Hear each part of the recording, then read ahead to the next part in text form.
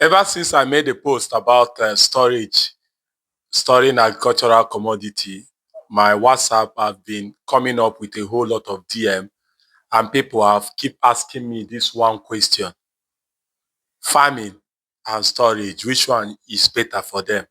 Why I might not be an investment expert, and every content I made on this YouTube channel is only for educational purpose, but I have done both, and I will share with you experiences from my own point of view, which one is better and why I think you should do one above the other in this 2025. Hi, my name is Simeon Odi, and if you are coming across this channel for the first time, I am a Nigerian living and working in the United Kingdom. And on this channel, we talk about entrepreneurship, we talk about frugality, we talk about debt, we talk about agriculture and investing back home in Africa. So if this feel like what interests you, consider subscribing to this channel, like this video, and share the video if you find it interesting. So without further ado, let's go straight to the topic of the day. Now, when it comes to farming and when it comes to storage business, a whole lot of people are confused what to do. Few weeks ago, I told us about how I stored rice paddy and how I made 14 million naira from it, which I use in starting my own farm. I also share update on 3 possible produce that we can store this year that I feel is going to give a whole lot of return on investment at the end of the year. I share this with us here on this channel. Later, I also share that I will not be helping anyone to store this product personally. And this is because of the past experience I have had with Nigerians, and why I felt my peace of mind would be better than helping people and at the end of the day being called a scammer or something if anything goes wrong. So, but I have decided that there is no how I'm going to leave you without sharing you update on what you need to do in order for you to store this product yourself this year. Now, let us compare the two and see which one is the best according to how the things are. Now, the first thing is the initial capital requirement. When it comes to storage, you see that the initial capital requirement is always very small as compared to farming. Because when you want to do farm, it requires a significant thing. For some people, it requires an upfront capital, buying of the land, renting of the land. If you are renting land, then buying of the tools that you need to do the farming. Is it hoe you need? Is it cutlass you need?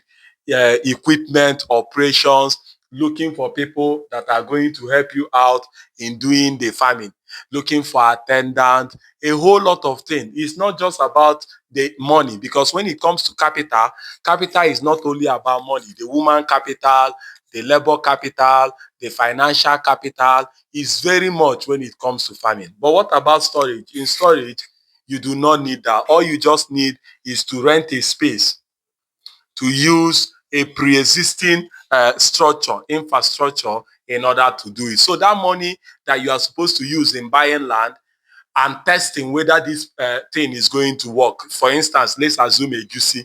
Instead of buying land to say, okay, I want to test whether this year, if I farm a goosey, it's going to do well and I will continue next year. That money you are supposed to use, that 5 million, that 10 million you are supposed to use to buy land, you can use that money and buy only the goosey, the end product already, and know that you are making gain. So you are not committing anything. So if peradventure at the end of the day you sell and you make a little profit, you might decide next year, okay, I'm not going to do this egusi again, I'm going to do maize, because this egusi last year I invested 10 million naira and he gave me only 2 million naira. I feel 2 million naira 20% is too small for me. Maybe next year I'm going to do another one, or I won't even do at all. But for land, if you have bought that land already in Obomosho, there's nothing you can do. That land is already there, and you have to continue farming or leave the land for 30 years or 20 years when development come to that place. So initial capital requirement, storage is always better. You can also start with small in storage. For instance, you can decide to start with only one bag. You can decide to say, okay, egusi is about 150 to 180,000 last year. So let's assume it's 200,000 or whatever this year. I'm going to start with 200,000. You are not going to do that with farming. When it comes to farming, if you are doing farming in a very, very small scale, it's not worth it, because when you calculate labor, when you calculate your time, when you calculate everything, and you need to be going to the place, you need to be going to the place to check the farm. If you check your own capital, your own time capital that you invest in that small scale, it's not worth it.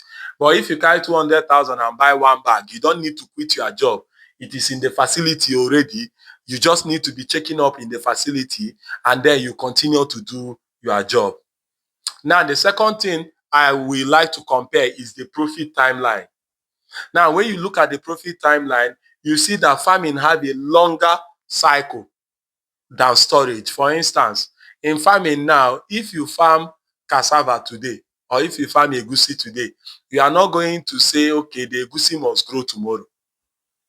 No, you have to wait till the cycle of that egusi for it to be able to grow. So you have to wait no matter what is happening. Even if Fulani people want to come and eat everything that you farm, there's nothing you can do, because you cannot force the plant to grow.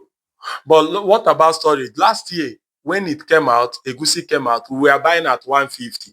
While we were waiting for the egusi to dry, the price increased to 170, 180. And this is within 2 weeks, meaning that within 2 weeks, someone have made 30,000 naira per bag. That you cannot see in farming. Okay, so when you look at the timeline, you see that storage have quicker return. It have quicker return, and because of the seasonal price hikes, you might be able to get your money in quick return than when it comes to farming. Now, another thing I want us to talk about is the risk. And this place is somewhere that I'm always passionate about, the risk. Now, look at farming. Farming is very volatile, especially in Nigeria. People say I'm discouraging people from farming. No, that is not what I'm doing. What I'm doing is simple. I am telling you that there are people that have been farming for a very long time. You can do two things. You can support them with money, in terms of, you know, these people, and you buy their farm upfront, and when it grows, you carry everything. Or you can buy a tractor and mechanize the farming that they do in the villages. That is the only way farming will make sense in those places. But if you come in and say you want to buy land and you want to do farming in a large scale there, you become their enemy. The Fulanis, the herdsmen in those areas will also not allow you to live. Okay, so the insecurity problem that we have in the villages, not in the town, is usually the problem. But these villagers already know how they survive in those villages. The herdsmen don't even have problem with the men villagers. Most time it is usually people that come from the city to come and impress or press them with money. Okay, I'm not here supporting whatever is happening between farmers and herdsmen, but what I'm trying to tell you is, if you know me and follow this channel for a long time, you know that I will tell you to build your own economy. Build your own economy. Your own economy is the first thing you are supposed to think about before you think about the country's economy, because you will not do the country any good if you as an individual is not of value. If you as an individual is not doing well. Family is the smallest unit of any society. And if a society in the family unit cannot train the children to have good moral values, the society is going to suffer. So if you cannot build your own personal economy carefully so that you do not lose your money, the economy is going to suffer, because we will have a lot of people in the diaspora and even at home that are not willing to invest their money again in agriculture. And remember, agriculture is the future. So when we are talking about risk factor, we are not only talking about insecurity when it comes to farming. We're also talking about weather. We're also talking about weather, because you cannot predict. This is not precision farming. If it is precision farming you are doing, like you have a greenhouse that you are doing irrigation, then it is precision, because you are already taking care of it. You are not praying to God for rain. But in this farming where you go and farm maize, you are praying to God for rain. And what if the rain don't come? What if the rain don't come? What about pest? What about pest? So all those things are the risks that are involved. But in storage, you don't need all those things. There is lower operational risk if you manage it well.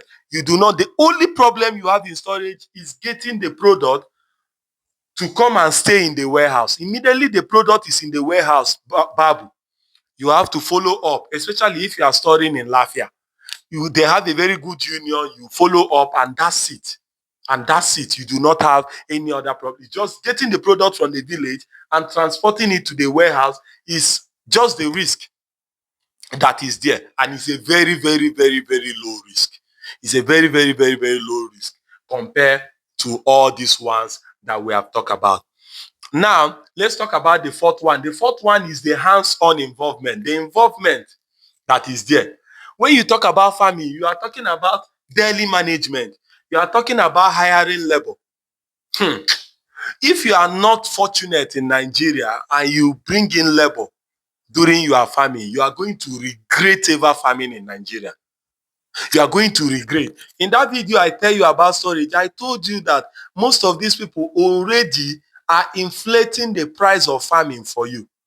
If they want to farm one ridge and the price is 1,000 naira, that is what they do it for the locals. Because you are coming, they do it for 2,000 naira for you. That means you are already farming at 100% higher. You might be looking at it is 2,000 now, but if you are a business person, that is not how you calculate business. You calculate business on percentage. When you times that 1,000 naira extra by 1,000 ridges, they have already added 1 million naira for you. Or is it 100,000 naira? Please do the math. I'm not doing the math here. Okay? So if you check it, you see that these people, you are already farming on 100% higher. And these guys, apart from farming for you, they will also want to go and farm their own.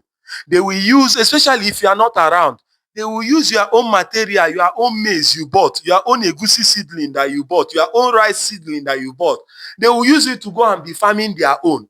At the end of the day, they will blame it on weather. They will blame it on Fulani herdsmen. They will blame it on diseases. They will blame it on the land. They will blame it on everybody. You understand? Anything that they see that they want to use to blame it, they will gonna see it. Gonna see here, gonna see here, gonna see here. Anything. Because a typical African man cannot blame himself. He will only blame others for his problem. But what about storage? You don't need all those things. It is passive. It's a semi-passive something. Once you properly set it up, that's all. You'll be reaping from it. You do not need in storage to continue to say, I'm looking for labor, I'm looking for this thing. If egusi no do well, it is good news. If egusi don't do well, it's good news. Because it means that we'll be having smaller egusi and the price will shoot up very soon. I'm wicked, ba? No. I'm just telling you the truth. Okay? I will not just come here and be rambling and doing cho for you. I will be telling you the truth. If the thing no do well, it's good news. If he do well, it's good news. And if there is no egusi that was harvested this year, are you going to put your money? Are you going to see any egusi to buy? You will not see. That means your money will be saved with you in the bank. But what if you are the one that farmed the egusi and the weather is bad and the management from the farmers is bad and you don't see egusi? Wetin go happen? Will you see your money? No. Will you see egusi? No. So with this viewpoint of mine, I hope I have been able to convince you and not confuse you. Debate.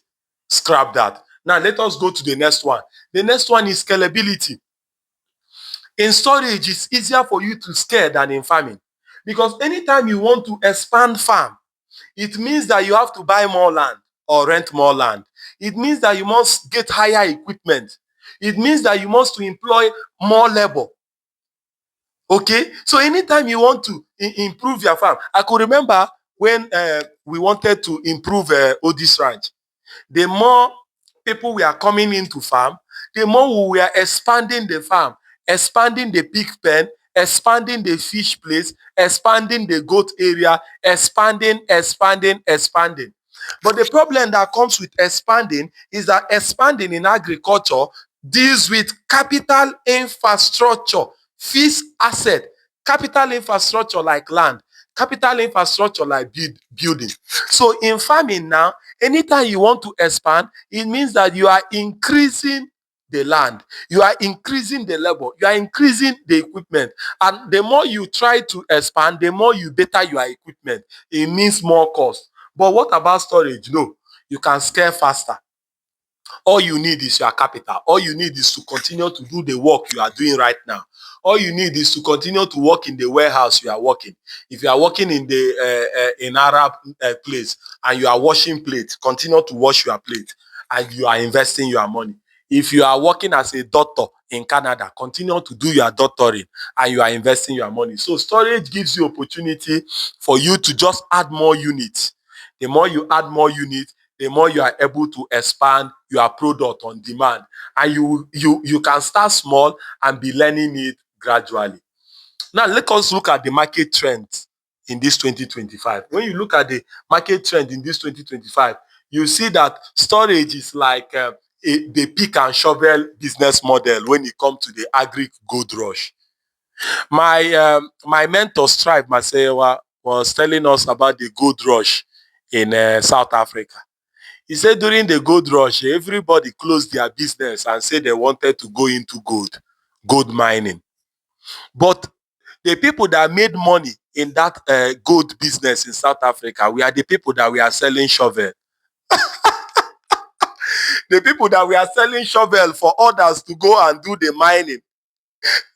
They were the one making more money because people were just going to mining, closing their work, closing their businesses, and at the end of the day, they didn't see any gold. So when it comes to agriculture, when you look at the trend this 2025, with the insecurity in the villages, with the high cost of pesticides, herbicide, fertilizer, farming input, with the insecure and lack of adequate labor right now in the country, with your distance already, you see that it is better you are selling shovel. By shovel is that you are one place, finish the farming, and if the product is ready, I will buy from you and keep it. When the price appreciate, I will sell it. So which one will you rather do? Mine the gold, or sell shovel for people that want to go and mine the gold? The choice is yours. So now, the last one I want to talk about is diaspora advantage. You cannot be in Belgium and you'll be farming. You'll be doing farming inside villages. No, you cannot be doing that. You can do that too. You can do that, but you have to be a well-monitored this thing. If you have not done this thing, watch my video where I talk about things I will do differently, starting farming again. Okay, so you have to look at it. What are you going to do differently? Is there CCTV there? Is there all those things that you need in order to see that you monitor it? Since you do not have it, why will you be in the diaspora and you want to be managing the farm that you do not have control over? Okay, but in storage, it is easier for you to oversee or partner in the storage business remotely, and it will go well. All you just need is to get it done. Have this video make sense? Okay, update. I know that so many of you are saw my last video on why I will not be helping you to store. It is true. Until now, I don't have that intention. But I have decided to write a checklist, an update of what you need to do or to store this product in this 2025. I am going to be holding your hand for those that are very much interested. I'm going to be holding your hand so that you can be able to do this yourself. Okay, you'll be able to do it yourself. We are going to talk and I'm going to show you how you are able to do it yourself because I want you to start it. Okay, I don't want it to be as if, okay, it is Sure Boy that is holding my money or holding my, no. I'm going to show you, even if you live in the diaspora, how you are going to do it. And I have prepared this in a book. The book is on pre-order. The book will be ready by June. Okay, but before the book is ready, I am going to be looking at people I'm going to work with. I do not need much people. I do not need much people. If I get 5 people or 10 people that I'm going to give this book to, put them in a community where we'll be able to discuss and they will see how this thing is going to happen for them, then so be it. The book is going for 20,000 naira. 20,000 naira when the book is out. But for those that want to pre-order now, it is 10,000 naira. So if you send me a message on +234 7053216310, I am going to give you update. I'm going to send you account number, you send the money, and I'll add you to the community. Immediately the book is out, I'm going to send you the book. And then in that community, I will be discussing daily or weekly or as updates come on what we need to do as we get prepared for this June ending and July for our egusi storage. And I put this update at the last so that those that watch this video to the last will get the update. So my name is Simeon Odi. What do they call me in your country? Because here in the UK, they call me the Shaw Boy. And I will see you in WhatsApp. Please don't just send random messages. Just say, I want in. Send, I want in. And I will know you are talking about this community. Until I see you again, this is Shaw Boy. I'm signing out. Peace.